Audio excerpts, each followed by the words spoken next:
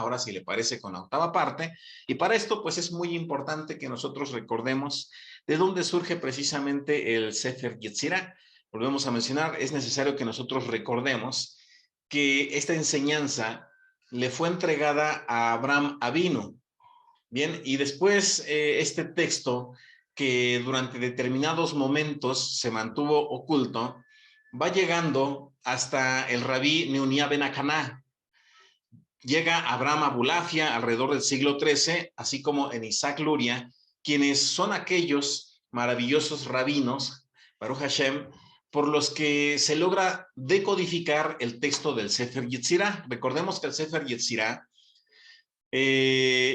en la actualidad se puede encontrar en muchísimas librerías y versiones muy simples que, déjeme decirle, me alegra, y yo creo que todos los rabinos, Baruch Hashem, dicen, qué bueno que están mal traducidos.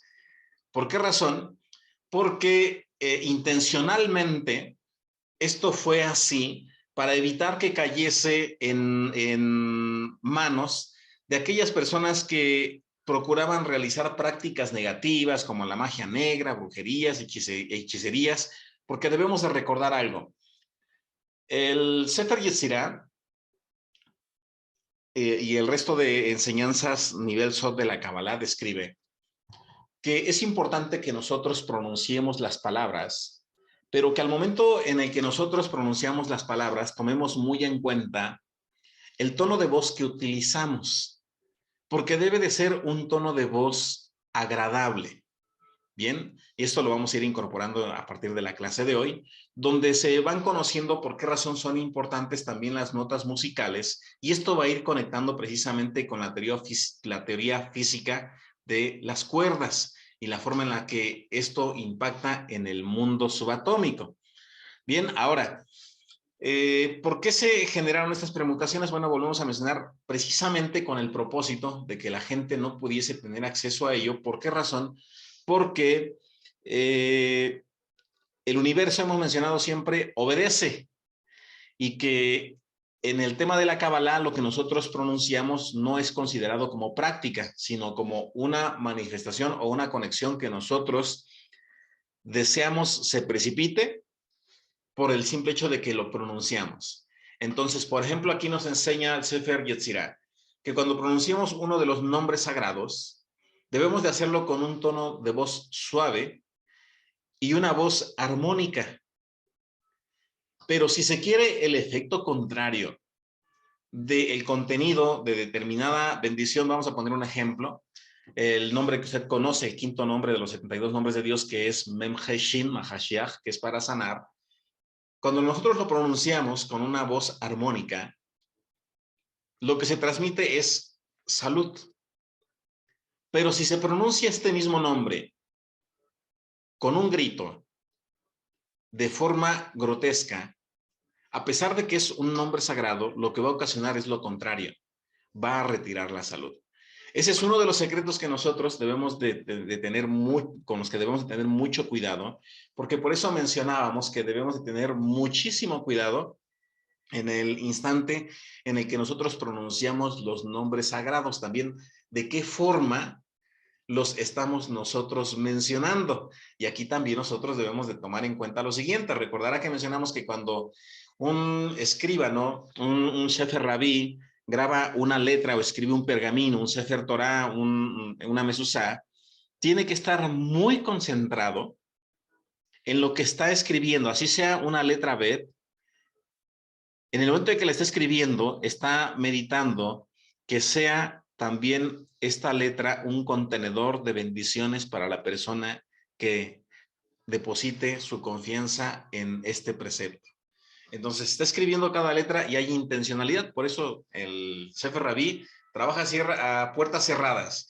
Puede tener un lugar donde está escribiendo y puede poner doble puerta para que nadie le interrumpa, porque todo su tiempo, toda la cabana va específicamente a ese texto. Entonces, de esa forma, volvemos a mencionar, funciona también la pronunciación. Si nosotros pronunciamos con un estado alterado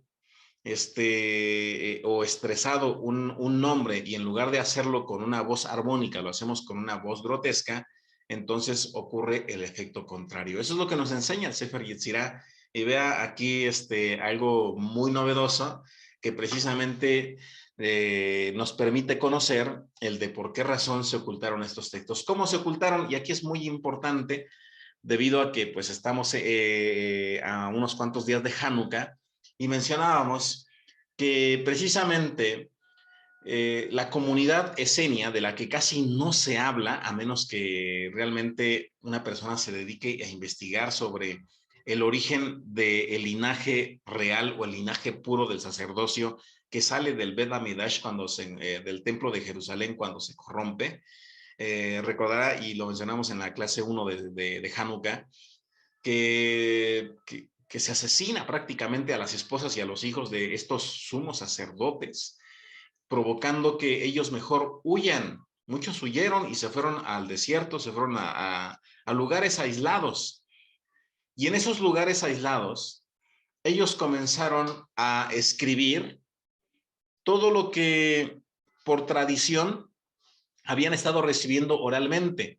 Inevitablemente sabemos que el imperio griego, persa, después el romano, comenzó a poseer estos textos, pero los comenzaron a utilizar de forma literal. Decimos aquí, como en un comienzo, Baruch Hashem, qué bueno que esos textos, que aunque los tenga la persona, no sabe cómo utilizarlos. Y de ahí encontramos precisamente lo que hemos mencionado en otras clases, malas traducciones, encontramos por todos lados pues muchísima gente elaborando simbología, elaborando pantáculos o talismanes, y uno los ve y dice, bueno, está bien, no funcionan, Baruch Hashem, porque si funcionaran, entonces eso sí sería malo. Sin embargo, esto no exceptúa de que efectivamente hayan un grupo de personas que sí han aprendido a decodificar toda esa información.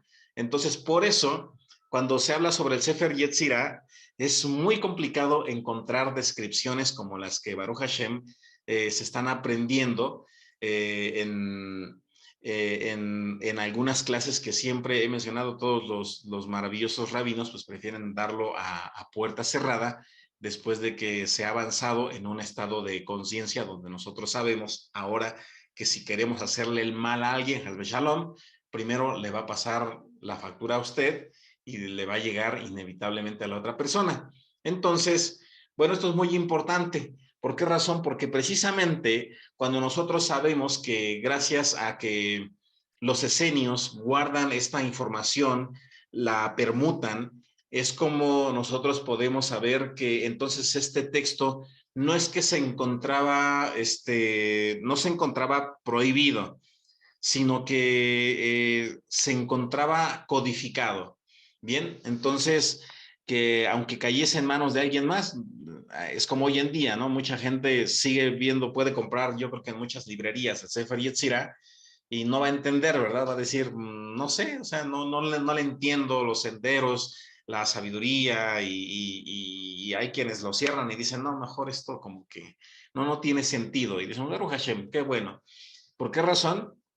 Porque entonces se cumple el propósito. Entonces, ¿quiénes eran los esenios? Los esenios es el linaje puro de los sacerdotes que fueron expulsados del Bet HaMikdash alrededor de 150, 200 años antes de la era común. Y por eso mencionábamos que de aquí aprendemos precisamente que por tradición Shimon Bar Yochai lo comienza a entregar únicamente a aquellos que estudian directamente con él y se va transmitiendo oralmente. Entonces, ¿qué sucede? Bueno, pasa el tiempo, Neunia Ben Hacaná, él, por ejemplo, él escribe el Sefer Ben Hacaná de Ben Nunia, su propio texto, que antecede por unos cuantos años al Talmud. Él comienza a decodificar estos textos y después por eso nosotros podemos ver que Abraham Abulafia, Isaac Luria, Aria Kaplan, Jaime Vital, etcétera, logran manifestar cambios muy fuertes en cuanto al esquema de las leyes de la naturaleza. ¿Por qué razón? Porque siguen las instrucciones del Sefer Yetzirah. Recuerde que el Sefer Yetzirah debe de ser un texto que se lee en imperativo. Por lo tanto, siempre debemos de ver y de conocer que es un manual, verlo y leerlo como un manual de instrucciones. Bien, entonces volvemos a mencionar.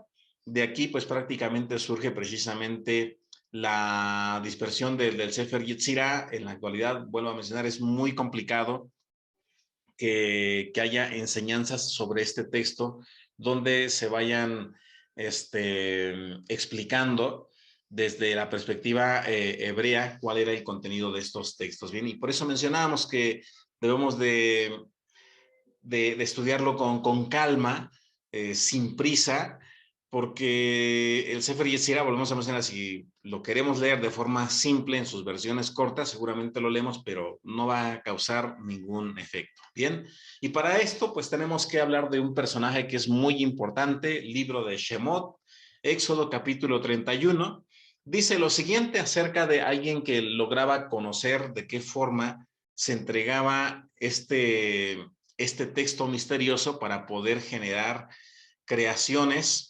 de objetos que en ese momento no se encontraban físicamente. Bien, y dice lo siguiente, capítulo 31, verso 1, dice que habló el Eterno a